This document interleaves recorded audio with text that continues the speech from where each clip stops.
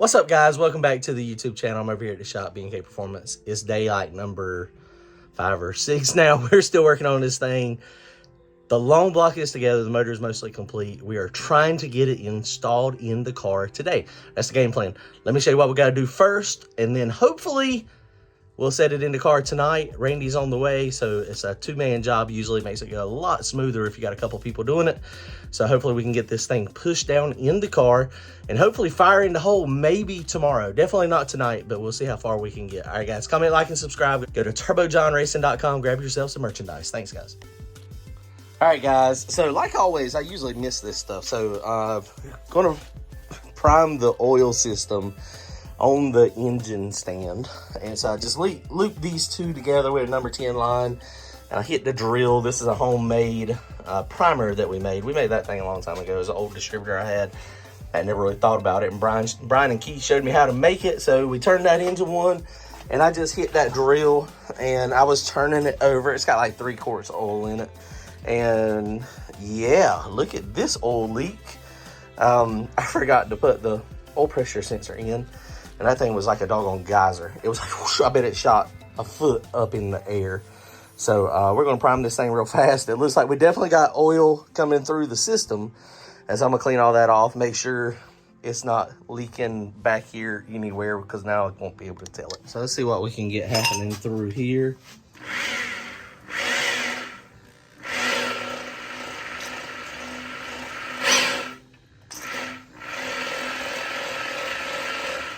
Okay, I've got some oiling happening through the rockers already. Oh shoot, yeah. It is oiling every single one of them. Except for these right here.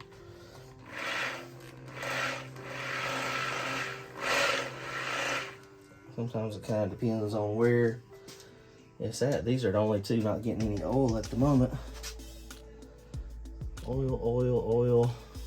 Which we know the cam tunnel's got oil.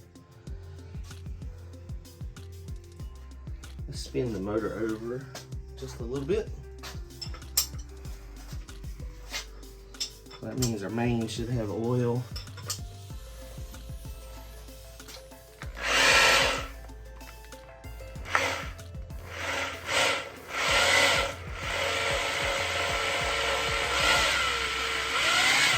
I definitely see oil coming up through here.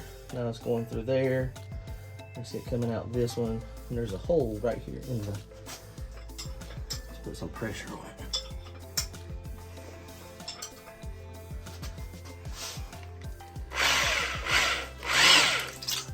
Ooh, some of those are a little squirty.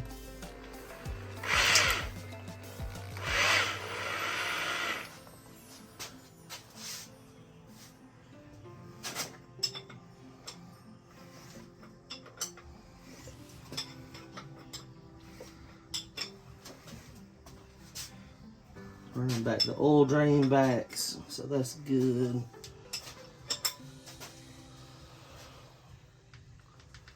We do have a little bit of oil coming out of that one.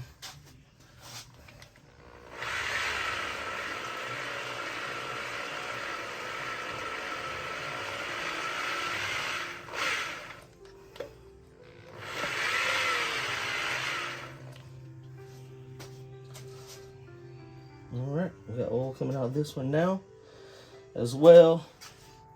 And I'll show you. All we did was, you see, this thing is very, very simple.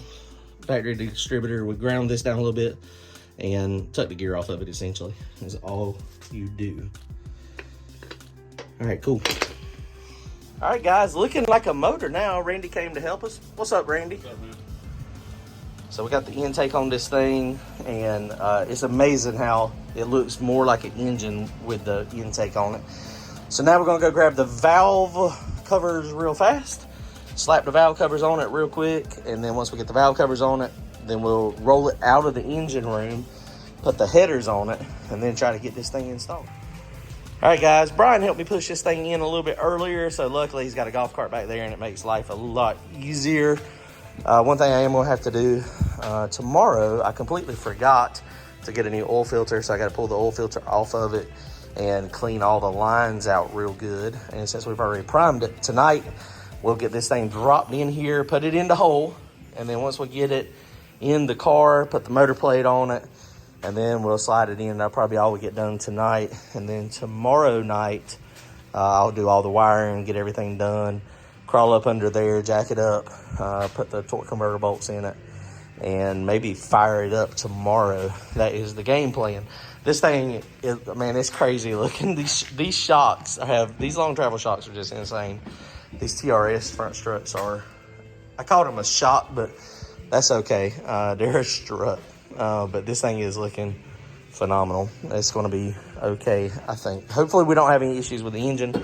Hopefully it'll just fire right back up and we'll be going to town. We'll see. Here we go, working on it.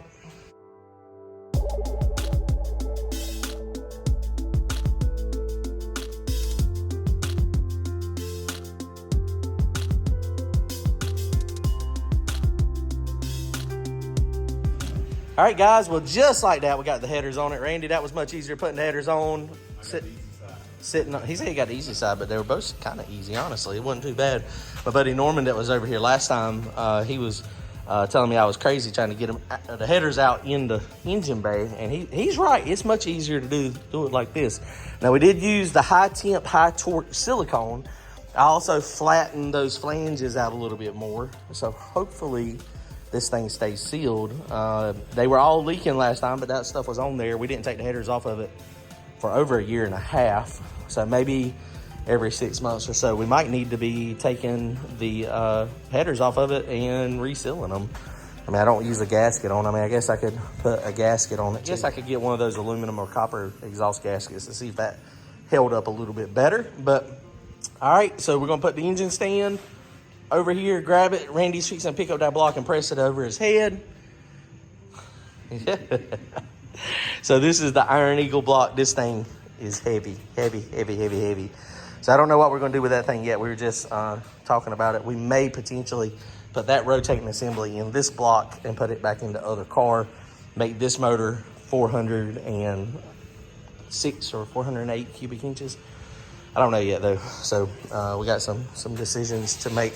Oh, this is that ring. This is the top ring. I forgot to show y'all last time with one of the motors. The top ring got so overheated. It is, yeah, S-shaped.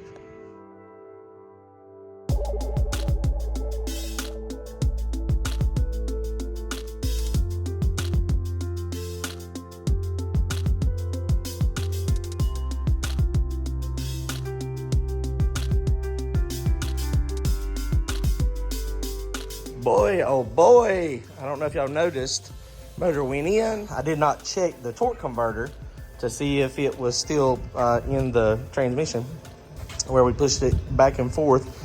It must have ran forward, and Randy said, hey man, it looks like the torque converter's about to fall out. I said, nah, it's good, it looks fine. I said, it'd be okay. And kept on tightening bolts, and it was not okay. It was too far out, so I had to pull the motor back out. Push the torque converter back in. In that process, Randy was under there, and I had forgot I took the jack out. I thought it was going to stay in by the mid plate. Transmission about fell on Randy. Randy caught it. So he saved the torque converter. The torque converter didn't go flying out.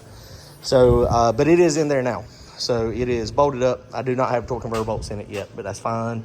We're going to put the mid plate or the front plate. We're going to go ahead and put the front plate on it, and then that is going to be it for tonight. I'm tired. I ain't tired.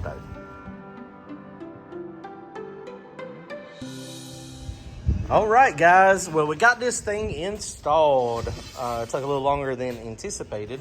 Front plate's on. Something we did have to do is this freeze plug or screw-in plug was extending out, so we had to cut a hole there. So, I mean, we were kind of close on getting it. It's a little bigger than the plug, but, you know, it is what it is. It's okay.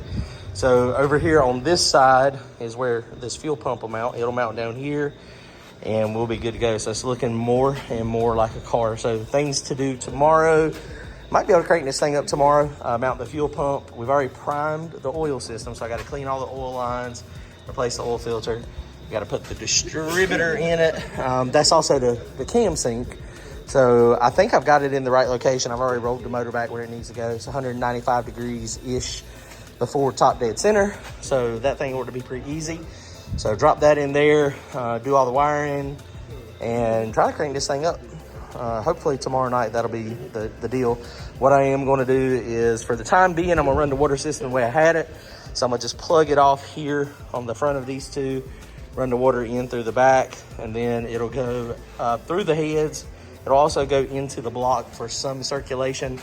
Most of it will be in the head still though, and then out the thermostat housing for this weekend. I am going to wire these together. So what we'll end up doing is wiring these two number 12s to a single number 16. I'm gonna get a bigger radiator to mount somewhere, and then we'll go about a number 16 thermostat housing up here.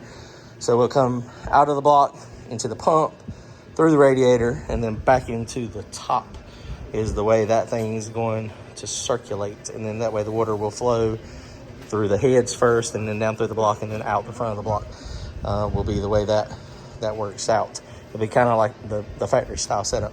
So making some progress, guys. We're getting close. As long as we don't have any issues firing this thing up and spooling it, we should be good. I don't think I'm gonna have time to put the dump valves on it. If that thing does not spool at all, then we're probably gonna miss this weekend, unfortunately, because I don't want to take a chance and kill the thrust. But there's as much as we got to do. I mean, we got a lot done. It's 10:30 now on Wednesday night. So Thursday, I got to work, and then I'll be over here Thursday night working on it. And then Friday, I'm off. And so I'll be over here working on it all day Friday, trying to finish this thing up. All right, guys, comment, like, and subscribe. We'll see y'all soon later.